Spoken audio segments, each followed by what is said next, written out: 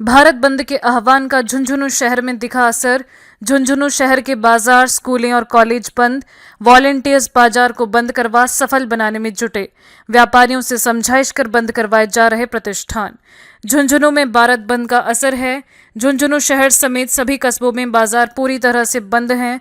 सड़कें खाली नजर आ रही हैं। भारत बंद को लेकर जिला प्रशासन अलर्ट है। एक दिन पहले ही जिला कलेक्टर ने स्कूलों की छुट्टी की घोषणा कर दी थी। वहीं कॉलेज की परीक्षाएं स्थगित कर दी गई हैं। झुंझुनू शहर में बस स्टैंड, मंडावा मोड़, गांधी चौक, 1 नंबर रोड, खेमी शक्ति चौराहे पर पुलिस तैनात की गई है। शहर पुलिस की टीमें गश्त कर रही हैं। झुंझुनू में बंद को सफल बनाने के लिए संघर्ष समिति की ओर से 26 टीमें बनाई गई। समिति की ओर से 9 से 12 बजे तक सभी तहसील स्तर तक बंद का आह्वान किया गया है। समिति के पवन आलड़िया ने बताया कि जिले भर से समाज के लोग जिला मुख्यालय पर गांधी पार्क में एकत्रित होंगे। यहां से रैली निकाली जाएगी जो रोड नंबर 1 होते हुए कलेक्ट्रेट पहुंचेगी, जहां पर सभा करने के बाद जिला कलेक्टर को ज्ञापन सौंपा जाएगा। आज माननीय सर्वोच्च न्यायालय के आरक्षण के संबंध में दिए गए निर्णय के विरोध में SC/ST समाज जो है उसने रैली निकालकर विरोध प्रदर्शन का निर्णय लिया है, जिसके तहत झुंझुनू को भी बंद रखा गया है और सभी ने भरपूर अपना सहयोग किया है। कोई ज़बरदस्ती किसी के साथ नहीं की जा रही, सबने अपने आप बंद किया है, सहयोग के साथ बंद किया है। और झुंझुनू जो कि आपसी प्रेम और भाईचारे का जिला है, इसमें लोगों का अपार समर्थन मिल रहा है। भाईचारे के साथ एक दूसरे से गले मिल के बंद का समर्थन कर रहे हैं। और अलग अलग हमारी जो टोलियां हैं वो अलग अलग जो बाज़ार के हैं, ताल है, डिपू है, छावनी बाज़ार है, यहाँ पे जा रही हैं और लोगों से हाथ जोड़कर अपील कर रही हैं कि आज जो बंद का आह्वान तमाम संगठनों द्वारा किया गया है उसमें सहयोग दें। और खुशी की बात है सब सहयोग दे रहे हैं। उसके बाद एक विशाल रैली यहाँ से निकलेगी गांधी चौक से और कलेक्टर साहब को ज्ञापन देकर आज का जो ये धरना है या हमारा जो रैली है इसका समापन होगा। झुंझुनू में आज SC/ST आरक्षण को लेकर भारत बंद का असर देखा गया। दोपहर बाद झुंझुनू शहर में विशाल विरोध रैली निकाली गई। विभिन्न दलित संगठनों के प्रतिनिधियों, कार्यकर्ताओं के अलावा SC/ST वर्ग के लोगों ने रैली में बड़ी संख्या में हिस्सा लिया। रैली गांधी चौक से शुरू हुई जो शाह मार्केट, JP जानू स्कूल, डाकघर, शार्दुल छात्रावास, बस स्टैंड, नगर परिषद, जिला परिषद होते हुए कलेक्ट्रेट तक पहुंची, जहां पर रैली में शामिल लोगों ने जमकर प्रदर्शन किया। इसके बाद एक प्रतिनिधिमंडल जिला कलेक्टर चिन्मयी गोपाल से मिला, जिन्हें राष्ट्रपति के नाम ज्ञापन दिया गया। मेघवाल समाज के अध्यक्ष पवन आलड़िया, संघर्ष समिति के सह संयोजक डॉक्टर कमल मीणा तथा भीम आर्मी सेना के प्रदीप चंदेल ने बताया कि ज्ञापन के जरिए राष्ट्रपति से मांग की गई है कि SC/ST आरक्षण के वर्गीकरण और क्रीमी लेयर पर दिए गए सुप्रीम कोर्ट के सुझाव को तुरंत निरस्त किया जाए। वर्गीकरण को लेकर राज्यों को दिए गए अधिकारों को वापस लिया जाए। जजों की नियुक्ति में कॉलेजियम की प्रक्रिया को समाप्त किया जाए तथा जजों की नियुक्तियां भी UPSC की तर्ज पर इंडियन जुडिशियल सर्विस का गठन कर हो। ऐसी मांगे ज्ञापन में दी गई हैं। साथ ही चेताया गया है कि यदि आरक्षण को लेकर सुप्रीम कोर्ट या सरकार कोई भी छेड़छाड़ करेगा तो आंदोलन किया जाएगा। आज 21 अगस्त 2024 को संपूर्ण भारतवर्ष में अनुसूचित जाति जनजाति आरक्षण बचाओ और संघर्ष समिति के बैनर तले एक बंद का आह्वान किया गया था। इस बंद में पूरे इंडिया में और राजस्थान में कहीं से कोई अभी तक तो अप्रिय घटना की सूचना मिली नहीं है। सभी जो व्यापारिक संगठन है, जो प्रशासन है, उनका बहुत ही अच्छा सहयोग रहा और जो भी SC/ST समुदाय के अलावा इसमें जो सहयोग दिया है उनका हम तहे दिल से आभार प्रकट करते हैं। और ये जो आज का आंदोलन था, ये केंद्र सरकार और जो सुप्रीम कोर्ट बार बार ऐसे डिसीजन देते हैं रिजर्वेशन के छेड़खानी के, इनके लिए एक चेतावनी का रूप में माना जा सकता है कि कितना आक्रोश है समाज के अंदर। तो मैं दोबारा सुप्रीम कोर्ट और केंद्र सरकार से निवेदन करता हूं कि वो जो आरक्षण से रिलेटेड जो भी प्रावधान है उनको 9th शेड्यूल में डाल के और इस समाज को सुरक्षा प्रदान की जाए। और ये सब क्लासिफिकेशन वाला जो चीजें कर रहे हैं बार बार, इसमें जोड़ने के बजाय समाज में वापस वो तोड़ने वाला काम कर रहे हैं। जैसे अभी SC/ST के लिए हैं, आगे वो OBC के लिए रोहिणी कमीशन बना रखा है। तो अगर ये एक ट्रायल कर रहे हैं, मैं मानता हूँ कि अगर ये सक्सेस हो गया तो आगे रोहिणी कमीशन का वो इम्प्लीमेंटेशन करेंगे तो OBC में लड़ाई होने चालू हो जाएंगे, सब क्लासिफिकेशन करेंगे।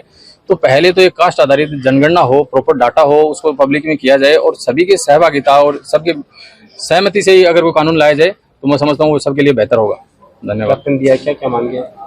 हमारी जो मुख्य मांगे हैं वो आज हमने राष्ट्रपति नाम कलेक्टर महोदय को ज्ञापन दिया है। उसमें जो प्रमुख मांगे हैं वो तो 1 अगस्त 2024 को जो सुप्रीम कोर्ट के 6 जजों की बेंच ने और जो स्टेट गवर्नमेंट को सुझाव दिया है कि आप क्रिमिनल लागू कर सकते हैं और SC और ST में भी सब क्लासिफिकेशन कर सकते हैं। इससे पहले 2004 का एक जजमेंट था जिसमें 5 जजों ने इस चीज को गलत बताया था और उसी फैसले को पलटते हुए और हर स्टेट को छूट दे दी। अब स्टेट को छूट देने का मतलब है ये संविधान के असंगत बात है। संविधान के जो आर्टिकल 341 और 42 में लिखा गया है स्पष्ट रूप से कि किसी भी SC ST कास्ट को घटाना है, जोड़ना है, ये काम सिर्फ और सिर्फ संसद और राष्ट्रपति का होगा। अब ये सुप्रीम कोर्ट कह रहा है कि स्टेट गवर्नमेंट ऐसा कर सकते हैं, तो स्टेट गवर्नमेंट अगर ऐसा करेंगे तो वो तो सब अपने अपने पॉलिटिकल इंटरेस्ट के लिए ऐसा काम करेंगे और जो आज SC ST की यूनिटी है वो आपस में लड़ाई झगड़ा करा के इसको खत्म कर देंगे।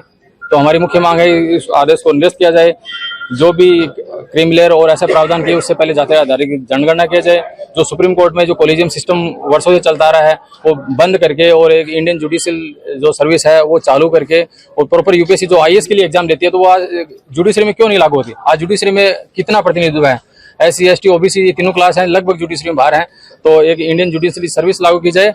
तो ये प्रावधान है जो लेटरल एंट्री वाला प्रावधान बार बार ला रहे हैं जिसमें कोई रिजर्वेशन का प्रावधान नहीं है, तो लेटरल एंट्री का जो सिस्टम है उसको कंप्लीट बैन किया जाए। आज क्या कर रहे हैं, गवर्नमेंट नौकरी को निजीकरण कर रहे हैं। तो हमारी संघर्ष समिति की ये मांग है कि प्राइवेट सेक्टर के अंदर भी रिजर्वेशन दिया जाए। ऐसी हमारी मांग हमने आज कलेक्टर मैडम को भेजी है। आज जो माननीय सर्वोच्च न्यायालय के आरक्षण के वर्गीकरण पर दिए गए निर्णय के उपलक्ष्य में 21 अगस्त का भारत बंद आंदोलन झुंझुनू में भी बहुत ही सफलतापूर्वक संपन्न हुआ और इसके लिए हम सहयोग देना चाहेंगे मीडिया का भी और हमारे प्रशासन का और सभी दुकानदार भाइयों का कि उन्होंने स्वेच्छा से बंद रखा और पूरा सहयोग किया और हमारी जो मांग थी उस मांग को हमने माननीय कलेक्टर महोदय के माध्यम से आगे पहुंचा दिया है और इसके लिए आज इस बंद में सफल बनाने वाले तमाम साथियों का, कार्यकर्ताओं का, भीम सैनिकों का और उन सभी दुकानदार भाइयों का विशेष रूप से हम आभार करते हैं जिन्होंने इस बंद को सफल बनाने में हमारा सहयोग दिया। आज भारत बंद को लेकर झुंझुनू में भी झुंझुनू बंद के लिए भी आह्वान किया गया था, जो वाकई में सफलतापूर्वक है। सभी के सहयोग के, सभी के सामाजिक संगठनों के सहयोग से आज बंद संपूर्ण से बंद रहा। तो प्रशासन, मीडिया कर्मी और जो संस्था के जो है जितने भी व्यापारीगण हैं उनका भी सभी का तहे दिल से धन्यवाद। जय भीम, जय भारत। झुंझुनू के चुड़ावा कस्बे में भी भारत बंद का व्यापक असर देखने को मिला। SC ST आरक्षण को लेकर सुप्रीम कोर्ट द्वारा दिए गए सुझाव के खिलाफ बंद का आह्वान किया गया था, जिसके चलते मुख्य बाजार, गांधी चौक व पुरानी तहसील रोड आदि इलाके की दुकानें सुबह से बंद रही। तहसील रोड पर कुछ दुकानें खुली तो भारत बंद के समर्थकों ने उन्हें जबरदस्ती बंद करवा दिया। यहीं कस्बे के चीनी गोदाम से विरोध मार्च निकाला गया, जिसमें बड़ी संख्या में SC ST वर्ग के लोगों ने हिस्सा लिया। इसमें महिलाओं की संख्या भी भारी तादाद में थी। सुप्रीम कोर्ट के सुझाव के खिलाफ नारेबाजी करते हुए यह रैली चीनी गोदाम से शुरू हुई, जो पुरानी तहसील रोड होते हुए कबूतर खाना, नया बस स्टैंड, चुंगी नाका, मुख्य बाजार से होती हुई गांधी तक पहुंची, जहां पर सभा हुई। सभा में भाजपा नेता राजेश दहिया समेत अन्य जनप्रतिनिधियों और भारत बंद के समर्थकों ने संबोधित किया। इस मौके पर सभी ने सुप्रीम कोर्ट के सुझाव की तीखे शब्दों में निंदा करते हुए कहा कि यदि आरक्षण के साथ किसी भी प्रकार की छेड़छाड़ की गई तो बर्दाश्त नहीं किया जाएगा। हम सुप्रीम कोर्ट के किसी भी फैसले के खिलाफ नहीं है, लेकिन सुप्रीम कोर्ट जो कह रहा है कि हम क्रिमिनलाइजेशन लागू करेंगे और ये जो कुछ जातियां पिछड़ी हैं, ये है वो है, तो एक बात बताइए, हमारे समाज में आज तक कितना विकास हो गया है जो वो क्रिमिनलाइजेशन की बातें कर रहे हैं और वो इस तरह की बातें कर रहे हैं। हमारे समाज को तो हमेशा से ना धकेलने की कोशिश की गई, जानते हैं आप सभी ये बातें। और आज ये जो समाज आप देख रहे हैं ये यहाँ पे क्यों है, वो अपने हक की बात रखने के लिए। बस हम ये चाहते हैं कि आरक्षण के किसी भी तरह की कोई भी छेड़छाड़ नहीं हो। खेतड़ी में SC ST आरक्षण में वर्गीकरण को लेकर भारत बंद का असर देखा गया। सुबह से ही खेतड़ी के बाजार बंद रहे। बाजारों में ना तो दुकानदार दिखाई दिए और ना ही ग्राहक दिखे। सड़कें सूनी रहीं। इसके अलावा रोडवेज बसों का संचालन तो किया गया, लेकिन उनमें यात्री नहीं थे, जिसके कारण लगभग सभी बसों को रद्द कर दिया गया। दोपहर बाद अंबेडकर भवन से लेकर STM कार्यालय तक आक्रोश रैली निकाली गई। रैली में समाज के लोग हाथों में आरक्षण विरोधी नारे लिखकर नारे लगाते हुए चल रहे थे। एसडीएम कार्यालय पहुंचकर राष्ट्रपति के नाम एसडीएम सविता शर्मा को ज्ञापन सौंपा गया। ज्ञापन के माध्यम से चेतावनी दी गई कि अगर आरक्षण के साथ छेड़खानी की गई तो आने वाले समय में बड़ा आंदोलन किया जाएगा।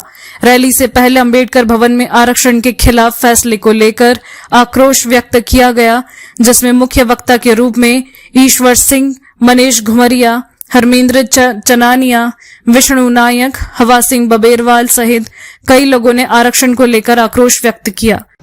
आज भारत बंद के विरोध में किराना व्यापारियों ने अपने प्रतिष्ठान बंद रखे, उसी के साथ सब्जी व्यापारियों ने अपनी दुकानें खोली हैं और पुलिस जाब्ता है जो बराबर गश्त कर रहा है।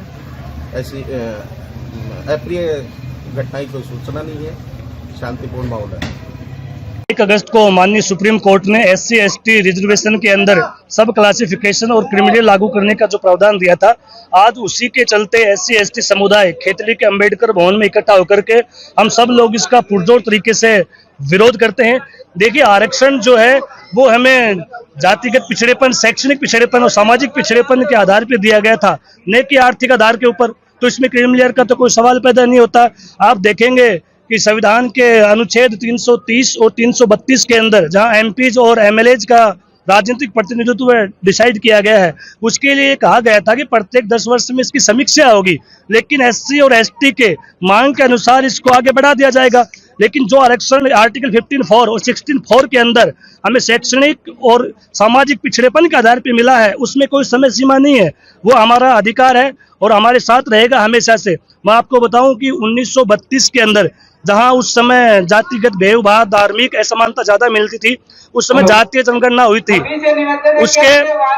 उसके चलते 1932 के अंदर बाबा साहब ने एक विलियम कमीशन के तहत ब्रिटिश हुकूमत से एक व्यक्ति 2 वोट का अधिकार दलित और आदिवासियों के लिए मांगा था, जिसके चलते तत्कालीन समय में इसका भारी विरोध हुआ। फिर तत्कालीन सरकार के साथ में बाबा साहब की संधि हुई, जिसके चलते 24 सितंबर 1932 को जिसे पुनः पैक्ट का नाम दिया गया था। हम आपको बताएं, पुनः पैक्ट के अंदर जो सेपरेट इलेक्शन सिस्टम था, एक व्यक्ति 2 वोट का जो अधिकार था, उसको खत्म करके उसके एवज में हमें राजनीतिक प्रतिनिधित्व और शिक्षा, रोजगार के अंदर आरक्षण दिया गया, जिससे द्वितीय भारतीय अधिनियम 1935 में आधिकारिक मान्यता दे दी गई थी। आरक्षण जो है वो हमें एक व्यक्ति 2 वोट अधिकार के फलस्वरूप मिला हुआ है। अगर माननीय सुप्रीम कोर्ट ने अपना फैसला वापस नहीं लिया तो हम फिर से पुनः पैक्ट को लागू करने की मांग करेंगे। धन्यवाद।